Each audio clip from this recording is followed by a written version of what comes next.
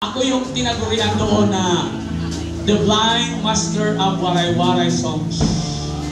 Praise God! Hallelujah! Ngunit nung nakilala ko ang Panginoon, doon ko nalaman na mayroon palang master sa akin. Alam niyo, nakagawa ako ng mga waray-waray songs hanggang sa mga 10 album yon. At doon, nagsimula na akong magyabang, mga kapatid, sapagkat kahit saan doon sa aming Region 8, kilala na ako.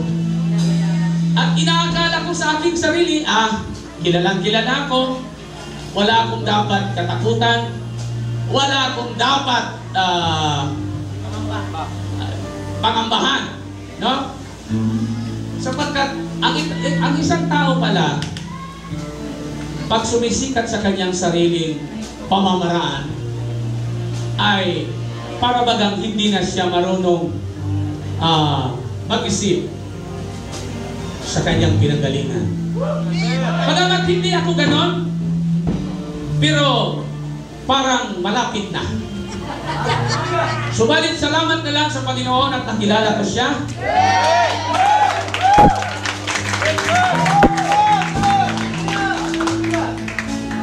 Bawat tugtog ko noon, dahil ako yung nag-arrange ng mga songs, ang hanap buhay ko noon ay gumagawa ng mga -1. Ang bawat tugtog ko noong araw, hindi pwedeng kakalamitin mo lang ako, Art, tugtugan mo ako sa bahay. Hindi pwede yun. Kailangan dadaan ng mga negotiations, mga kapatid. Sapagkat hindi ako pwedeng tumugtog kung hindi tayo mag-usap kung magkano ang ibabayad mo sa akin.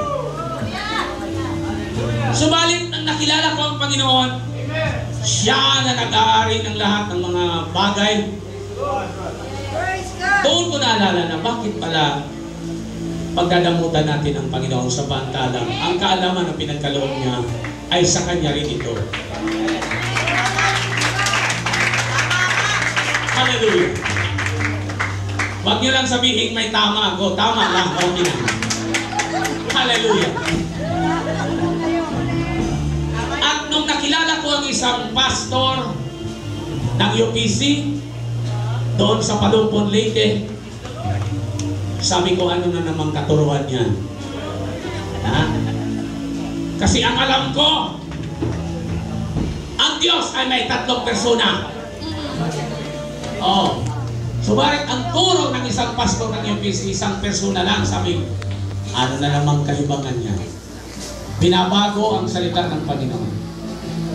Hindi ko pala alam na ako pala ang ibang at ako ang nagbabago sa salita ng Panginoon. Nung nakilala ko si Pastor Brahim, siya yung bayaw ni Pastor Dong Corneta. Oo. Amen. Habang pumupunta siya sa bahay para mag-Bible study, iniiwasan ko siya.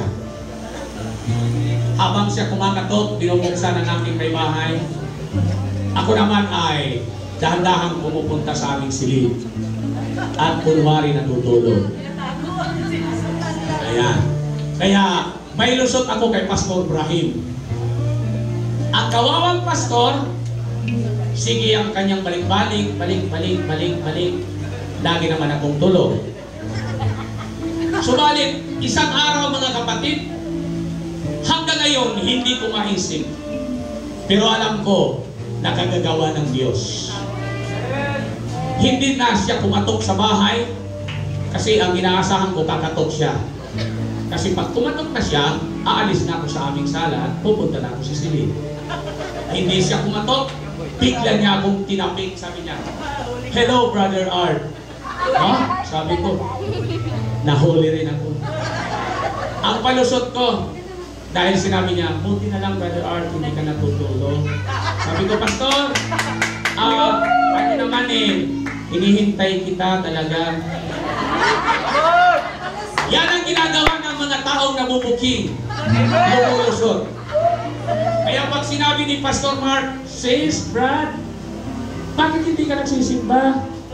Magsisimba naman ako, pastor, kaya lang, papunta na sana ako doon, hindi ko alam, natapos na pala. Di ba? Kaya yan, sa madaling sabi, nabautismohan kami ng aking may bahay at ng aking anak, At sinabi ko pa sa mga nakakita doon, sabi ko, huwag niyong sabihin sa aming pastor. Kasi may pastor kami sa Pilipinas. Huwag niyong sabihin kasi tumatanggap ako ng doon. Bawat simba doon, tumatanggap ako ng Tito Vic and Joey. Galing, no? Dito yung mga musician natin, kahit walang Tito Vic and Joey, gagaling pa rin dito. Kaya lang sana walang mayabang na musician. Katulad ko araw. Sapagkat kung anong pinagkaiingatan natin, yan ang mawawalan sa atin. Kaya ibigay natin sa Panginoon ng buong-buo, walang pasubali, buong-buo.